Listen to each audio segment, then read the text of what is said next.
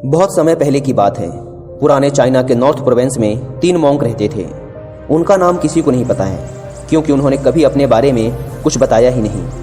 उन्होंने कभी किसी बात का जवाब नहीं दिया। चीन में बस उन्हें 3 हंसते हुए भिक्षुओं के नाम से जाना जाता था। वे तीनों सिर्फ एक ही काम करते, एक गांव में प्रवेश करते, बाजार के बीचों बीच खड़े होते और हंसना चालू कर देते। वे अपने पूरे अस्तित्व के साथ हंसते। अचानक लोगों का ध्यान उनकी तरफ खींचा चला आता और धीरे धीरे उनके चारों तरफ एक बड़ी भीड़ इकट्ठा हो जाती। वे इतनी एकाग्रता, तल्लीनता व संपूर्णता के साथ हंसते कि उनकी हंसी देखकर सारा गांव हंसने लग जाता। जब वो पूरा गांव हंसी के समुद्र में डूब जाता तो वे दूसरे गांव चले जाते। वे ना तो कुछ बोलते थे, ना ही कुछ उपदेश देते और ना ही कुछ शिक्षा। वे जहां भी जाते अपनी हंसी से ऐसा माहौल बना देते कि लोग अपने सारे दुख दर्द भूलकर बस हंसने लग जाते। धीरे धीरे चाइना के लोग उन्हें बहुत प्यार करने लगे और वो पूरे चाइना में फेमस होते गए 3 लाफिंग मॉन्क के नाम से। चाइना के लोग उन्हें बहुत प्यार करते, उनका सम्मान करते।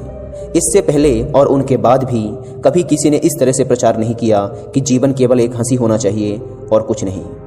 वे विशेष रूप से किसी पर नहीं हंसते थे। वे बस हंसते थे जैसे कि उन्होंने ब्रह्मांडी मजाक को समझ लिया हो, जैसे कि उन्होंने ईश्वर के मजाक को समझ लिया हो। और उन्होंने एक शब्द का उपयोग किए बिना पूरे चाइना में इतना आनंद फैलाया जितना आज से पहले किसी ने न फैलाया था।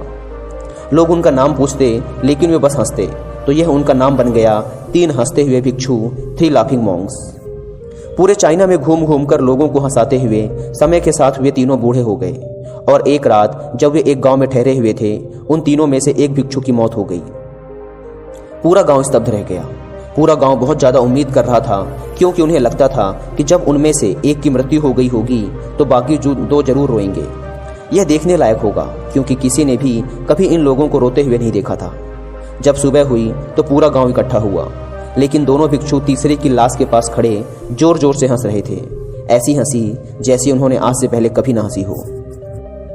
गांव के कुछ बड़े बुजुर्गों ने उन्हें समझाने की कोशिश की कि यह आपका साथी था और इसकी मृत्यु पर आपको हंसना नहीं चाहिए। तब उस दिन पहली बार उन भिक्षुओं ने लोगों से बात की और कहा, हम हंस रहे हैं क्योंकि यह आदमी जीत गया है। हम हमेशा सोचते थे कि पहले कौन मरेगा, लेकिन इस आदमी ने पहले मरकर हमें हरा दिया। हम अपनी हार व इसकी जीत पर हंस रहे हैं। इसके अलावा यह कई वर्षों तक हमारे साथ रहा। हम एक साथ हंसे, हमने एक दूसरे की मौजूदगी, उपस्थिति का आनंद लिया। उसे अंतिम विदा देने का इससे बेहतर तरीका और क्या हो सकता है। हम केवल हंस सकते हैं। लेकिन पूरा गांव उदास था। जब मृत भिक्षु के शरीर को अंतिम संस्कार के लिए चिता पर लिटाया गया तो सारे गांव वालों को एहसास हुआ कि शेष 2 भिक्षु केवल मजाक नहीं कर रहे थे, वह तीसरा जो मृत था वह भी हंस रहा था।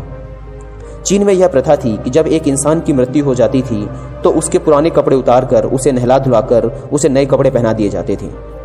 लेकिन मरने से पहले उस भिक्षु ने अपने साथियों से अपने कपड़े ना बदलने के लिए कहा था। तीसरे भिक्षु ने कहा था, मुझे स्नान मत करवाना, क्योंकि मैं कभी अशुद्ध हुआ ही नहीं।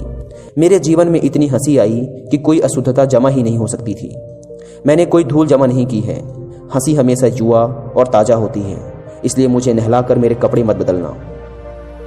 जब उस तीसरे भिक्षु के शरीर पे आग लगाई गई तो गांव वालों को पता चला कि उस भिक्षु ने मरने से पहले अपने कपड़ों में कुछ पुराने चीनी पटाखों को छिपा रखा था, जो आग लगने के बाद फटकर आसमान में रंग बिरंगे कलरों में फैल गए। और यह देखकर एक बार पूरा गांव जोर जोर से हंसने लगा। तो इस तरह से वह तीसरा मॉन्क मरने के बाद भी सारे गांव वालों को हंसा गया। और यह देखकर शेष दोनों भिक्षुओं ने कहा, चालाक आदमी, तुम मर चुके हो, लेकिन तुमने हमें एक बार फिर हरा दिया। तुम्हारे द्वारा गांव वालों के चेहरों पर पैदा की गई यह हंसी आखिरी हंसी थी।